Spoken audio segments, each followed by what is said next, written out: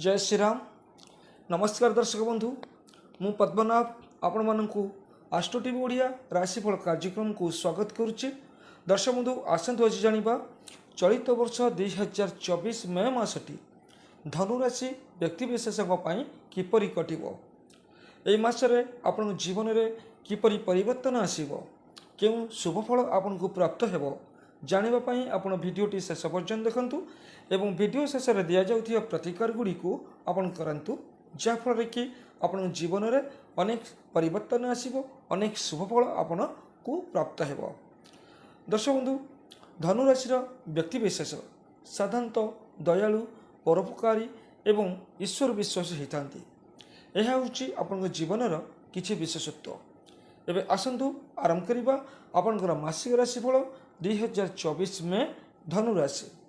प्रथम देखिबा ए मासरे आपनकर गोचर कुंडली उपरे ग्रह मानकर स्थिति किपरि रहिछि। दर्शक बंधु, आपनकर तृतीय स्थान रे आपनकर पराक्रम भाव रे शनिदेव गोचर करुछंती।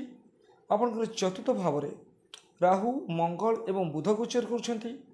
आपनकर पंचम भाव रे रवि, शुक्र गोचर करुछंती एवं बुध मध्य मे 10 रे आपनकर पंचम भाव रे गोचर करिवे। दर्शक बंधु, मासर आरंभरू आपनकर षष्ठ भाव रे गुरु बृहस्पति गोचर करुछंती।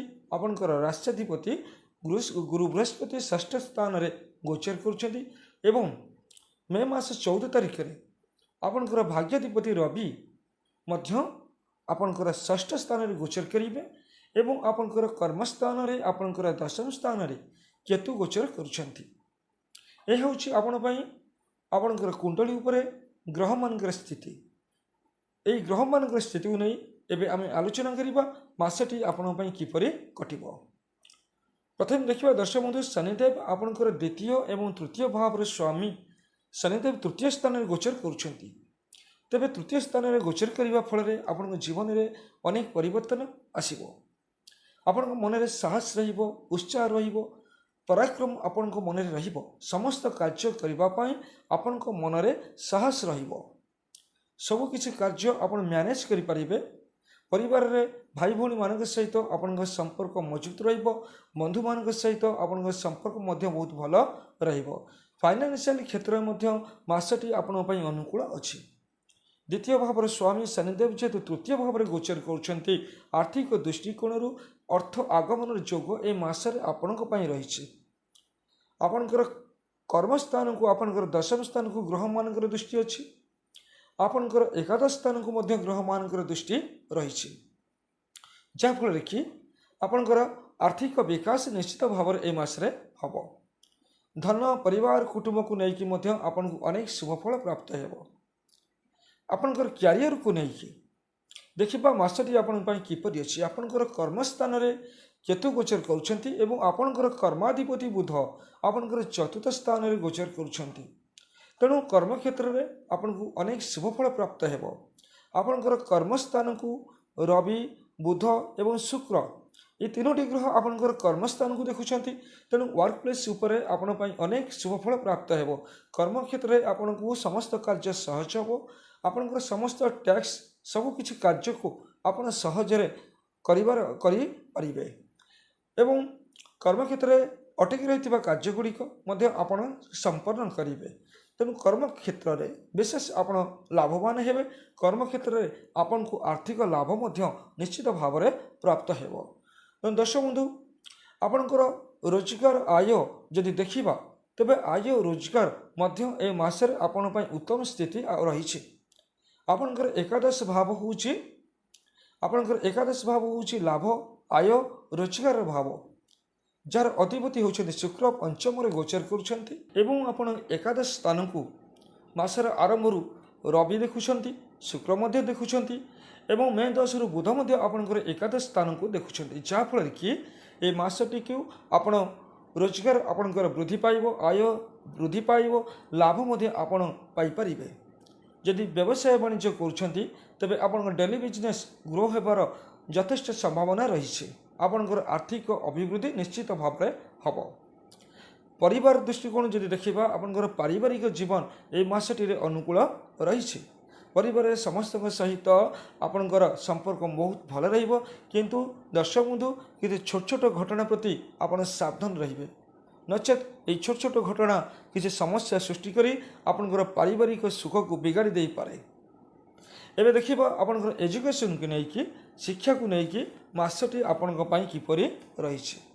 दर्शक बंधु आपणकर पंचम स्थान रे रवि शुक्र गोचर कर बुध मध्य आपणकर मे 10 गोचर करेंगे।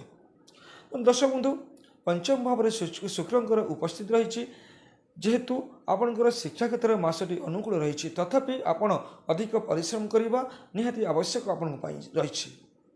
तेज दर्शक बंधु देखा आपणकर लव को लेकिन ए मसरे आपण किपरि रही। जदि आप लव कर तेज मसटी आपण भल होती आपणकर पार्टनर सहित आपणकर उत्तम संपर्क रहा रिलेशनशिप स्ट्रंग होबार संभावना यथेष्ट भाव में रही। किसी गुड न्यूज आपन को मिल किसी शुभ खबर आपन को मिलवार संभावना यथेष्ट भाव में रही। पंचम भाव में आपनकर शुक्रंकर उपस्थिति आपनकर फाइनेंशियल क्षेत्र में आपन सपोर्ट निश्चित भाव में मिल। आपनकर वैवाहिक जीवन दर्शक बंधु मसटी अनुकूल बहुत भल रहिबो। पत्नी पत्नी मध्य आपनकर निश्चित भाव में संपर्क बहुत भल रहिबो। एवं दर्शक बंधु ए मासरे आपण किसी प्रतियोगितामूलक कार्य आपण सफल हेबे। राजनीति क्षेत्र में आपण सफल हेबे। कौन सी प्रतियोगितामूलक कार्य आपण बहुत अनुकूल समय आपण रही।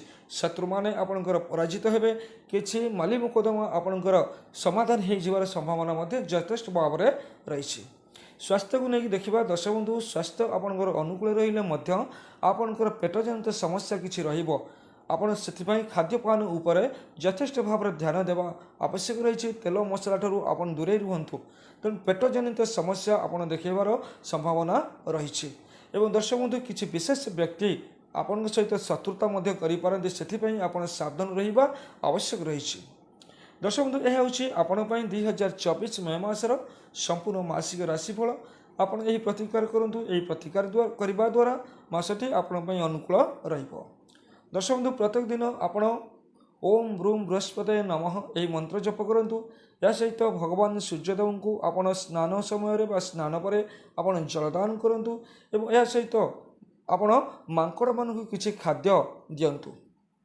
यही प्रतिकार आपण सब करंतु देखिए मासटी आपण अनुकूल रहिबो। समस्त कार्य आपण सफल हेबे। मु आशा करुच्ची दर्शक बंधु आपण यही प्रतिकार निश्चित भाव में करेंगे। यही प्रतिकार करने द्वारा मासटी आपण खुशी कटिଯିବ। दर्शक बंधु आज तो समय हो गलानी। आज कार्यक्रम को ये रखा पुणी देखा परवर्ती समय। जय जगन्नाथ नमस्कार।